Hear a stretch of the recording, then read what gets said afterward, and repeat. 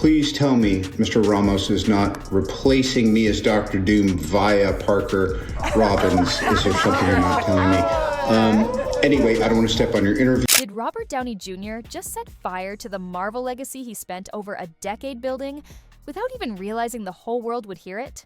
For years, he's been the MCU's crown jewel, the comeback king who turned his life around and became the face of a billion-dollar franchise. But now, one leaked Ironheart promo has the internet asking whether Iron Man's greatest performance was always off-screen.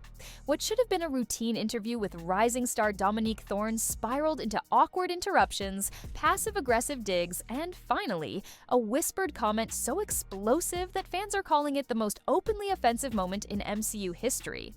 This wasn't a deepfake. This wasn't taken out of context. According to leaked set audio, it happened in real time, in the middle of a Marvel shoot with cameras rolling. Marvel's official explanation? Audio corruption.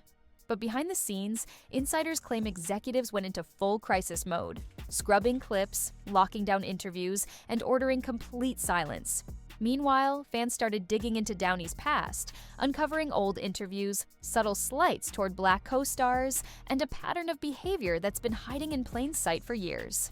This isn't just one bad moment. It's a story about ego, power, and whether Marvel's most beloved face has been quietly undermining the very future he was supposed to protect. The footage starts out like any other Marvel press promo, two actors side by side, fake smiles, softball questions. But something feels off almost immediately. Dominique Thorne, just 26 and stepping into the MCU spotlight as Ironheart, is answering a simple question about how she landed the role. She talks about the phone call from producer Nate Moore during the pandemic, how excited she was to bring Riri Williams to life. But while she's speaking, Robert Downey Jr. keeps fidgeting in his seat, interrupting with sarcastic little asides. It's subtle at first, barely enough to set off alarms, but it's there, a smirk when she mentions Chicago, a dig disguised as a joke about her character's origin. Then, the first real eyebrow raiser. "I think this might be the premier MCU character from Chicago," he says, with a tone fans later described as more cynical than celebratory. One viewer put it bluntly, "That didn't sound like excitement. That sounded like resentment." And the pattern keeps repeating. Dominique talks about Riri's personal journey, and Robert pivots the conversation back to Tony Stark. She mentions community roots. He talks about his legacy. She shares how emotional certain scenes were. He tells a story about shrapnel in his chest. Each time, it's less about engaging with her answers and more about recentering the spotlight on himself. Then comes the moment that changes everything. At around the 6:15 mark in a leaked cut of the promo, shared briefly on Twitter before being pulled down, Robert leans toward a producer, clearly thinking his mic is off. It isn't. In a low voice, he says, "She thinks she's the next me?" These kids are insufferable. The clip is already bad enough to stir backlash, but the internet wasn't ready for what surfaced next.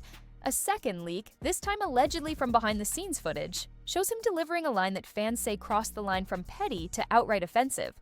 "Shut up, stupid black woman." The audio came from what was supposed to be a break in filming, recorded by a hot mic and later leaked by someone inside the production crew.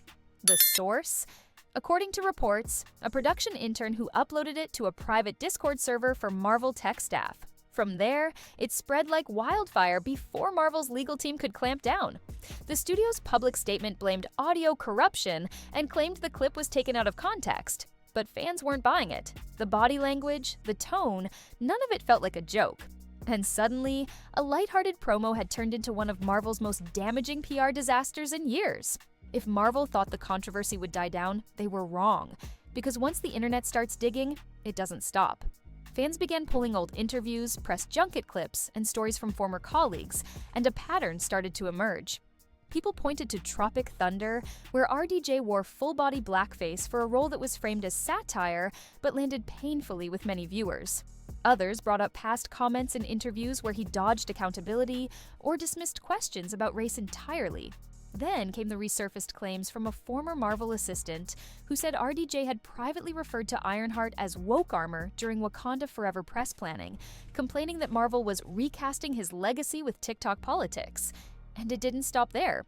Fans began connecting the dots to earlier disputes, like the pay drama with Terrence Howard that allegedly led to Howard being replaced in Iron Man 2. Even awkward moments with Don Cheadle during Avengers press tours started getting rewatched with fresh eyes. What had once been brushed off as ego was now being framed as something deeper, something that had been hiding in plain sight for years. The moment the leak started trending, Marvel's response was swift and calculated. The promo vanished from official channels within hours. YouTube re-uploads disappeared under copyright strikes. Twitter accounts posting the clip found their videos removed for community guideline violations. According to insiders quoted in Variety, executives were instructed to treat the scandal like it didn't exist. A leaked internal email allegedly read, "Do not comment on the clip. Do not engage on social media. This will pass if we don't fuel it." Marvel's go-to playbook was in full effect. Stay silent, spin the story privately, and hope the internet finds a new target. But that silence had consequences. While RDJ was shielded, Dominique Thorne was left exposed. No public defense, no corporate backing, just the weight of a scandal she didn't create. And that's when fans began turning their outrage not just at Downey, but at Marvel itself. For longtime Marvel watchers, the tension with Dominique felt familiar. Back in 2008, Terrence Howard, who played James Rhodes in the first Iron Man, claimed RDJ refused to share part of his pay raise to help keep Howard in the sequel. The studio framed it as a budget issue. Howard called it betrayal. Then there's Don Cheadle, Howard's replacement. During Avengers Endgame press tours, fans noticed RDJ repeatedly cutting him off or downplaying his role. It was brushed off as playful banter at the time, but in hindsight, people see the same dismissive pattern. And it's not just Marvel co-stars. Industry gossip points to icy exchanges with younger actors on other projects, particularly those who challenged RDJ's spotlight. The Dominique Thorne incident wasn't an isolated misstep. It looked like the latest chapter in a long, unspoken rivalry between the old guard and the rising generation. The most damning part for many fans wasn't just what RDJ allegedly said, it was the fact that he could say it and still keep his career intact. This is the same man who survived multiple arrests, drug charges, even breaking into a stranger's home and passing out in their child's bed. Hollywood didn't blacklist him. They handed him Iron Man. Now compare that to the reality for a young black actress like Dominique. If she had made even one offhand disrespectful comment to RDJ on a Marvel set, it could have meant immediate career damage, maybe even termination. No second chances, no context defense. That's the heart of the Backlash. A system where redemption arcs are reserved for certain people, while others are expected to keep their heads down and stay grateful. And for a lot of fans, that double standard is just as ugly as the leaked audio itself. Once the clip started circulating, the fandom mobilized. Hashtags like #JusticeForRiri and #RespectDominique trended for days, with thousands of tweets calling for accountability. TikTok creators broke the leaked footage down frame by frame, pointing out every eye roll, interruption, and dismissive smirk from RDJ during the promo. Fan edits contrasted his behavior with other A-list actors, like Keanu Reeves making space for Ana de Armas in John Wick 4, or Pedro Pascal constantly crediting co-stars in interviews. One viral video showed Dominique speaking about the responsibility of representing young black girls in STEM, only to be cut off mid-sentence by RDJ's, "Just don't let it weigh you down." The audience laughed, Dominique didn't, and that single clip became a rallying point, proof, fans said, of the subtle ways he undermined her on camera. Through it all, Dominique Thorne said nothing. No Instagram posts, no interviews, no tweets. Her previously scheduled appearance at a fan convention in Atlanta was quietly canceled, and comments on her social media accounts were turned off. According to BuzzFeed News, sources close to her claimed she was advised not to speak, not just by Marvel, but by her own management. The reasoning? Calling out RDJ could make her radioactive in Hollywood, costing her future roles. And so she stayed silent, even as the internet fought on her behalf. For many fans, that silence was louder than any statement. It became a symbol of how Hollywood still works. The most vulnerable person in the scandal takes the biggest risk by speaking, while the most powerful can weather the storm without a word. Marvel has weathered controversies before, but this one struck at the heart of its brand. It wasn't just about an actor's questionable behavior, it was about the way the studio chose to respond.